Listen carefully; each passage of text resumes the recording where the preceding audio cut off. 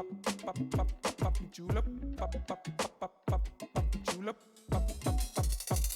Leslie from KBA Training, and I'm sitting here today with Nicholas. Hi.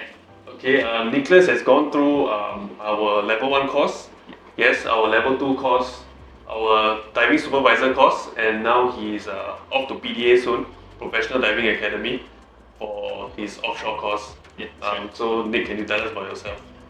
I actually first started diving about 4 years back, but recreational diving. I didn't know anything about commercial diving at all. It all started with the marine life and the sea, the love for the sea. So one day I came out from one of my recreational dives, and I saw like divers jumping off a boat with hoses attached to them. So I curiously asked the dive master, like, what are they doing? And he told me they are doing commercial diving. They are commercial divers. I was like, what is that? I had no clue about them. So that same day I went home and I just googled commercial divers Singapore, and the first thing that came out is KBA. And then I started to look more into it. I did some research and then I joined the course. Like the next course I joined it. Yeah. Okay, so you joined the next course. Like many people, their families will probably have had concerns, right? Moving into a line of work where it's very high risk, right? So do you have any concerns from your family and your friends? When I first told them that I was going through the commercial diving course, naturally I think they also asked me like, what's commercial diving? So I told them that it's very dangerous, you know, it's a lot of high risk involved. So they were quite uncomfortable at first. But then I started to show them like KBA's website, and then I showed them the training standard, like talk to them about it, and then they eventually like accepted for what it was, and then they just told me to be more careful, especially when I'm doing things right. Nick, so what are some of the inland inshore commercial diving jobs that you've done since you graduated from KBA Training? Since I graduated about almost 3 years ago, I joined an MNC company, commercial diving company, doing husbandry and ship repairs. So some jobs, full hull cleaning, propeller polishing, inspection, CCTV, class surveys, those kind of things. And then a bit more technical things that they also do. They do planking, coffer dam jobs, which is covering up the hull and doing repairs, internal works. And then, but my most interesting job that I did there was this thing called the MPI, which is a NDT, like a non-destructive test. Yeah, those are quite interesting. And then after that, I was given the opportunity to come back to KBA, and work with you guys. Yeah. What have you done to ensure in terms of safety, to let your family know that you are safe? Every day before I go for a job, also, because I'm married, right? So I do tell my wife that I give her a specific set of timings, like what time I reach the boat and then what time I leave. So she also has that form of keeping track. So that's one way.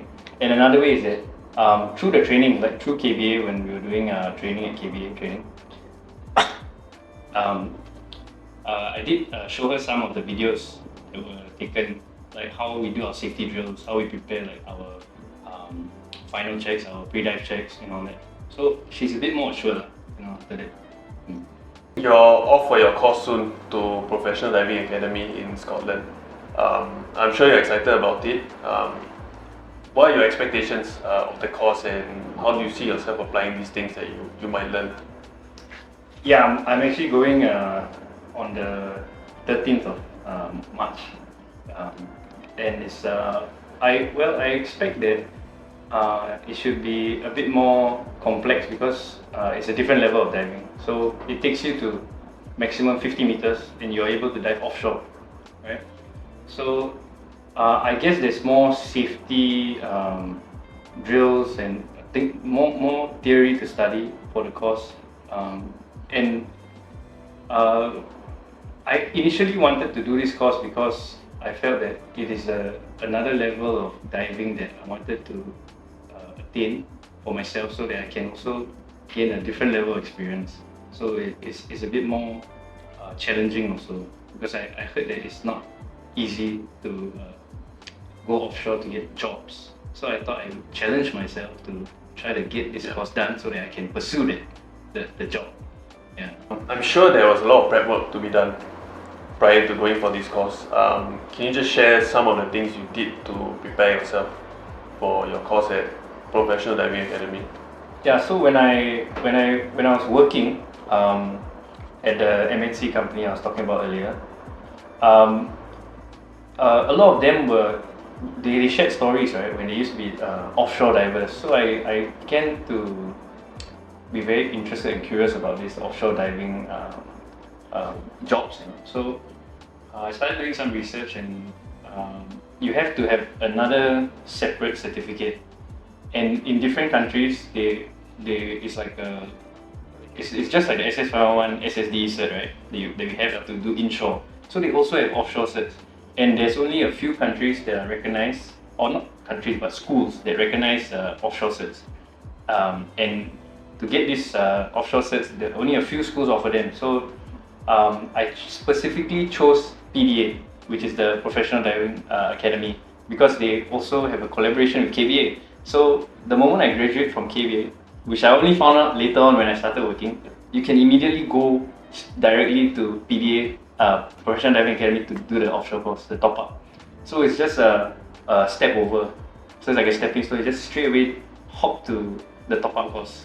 You don't have to go through their UK's version of SSDE anymore. So it's just your 30 meters SSDE inshore, and you go to UK and you do it at PDA, and you straight away can do the 50-meter offshore course. So I thought that was great. So I applied online. I got everything done. I saved quite a bit of money to do the course. In total, I spent about maybe 8,000 Singapore dollars, from the course fees to flights, accommodation, and food, of course. Yeah.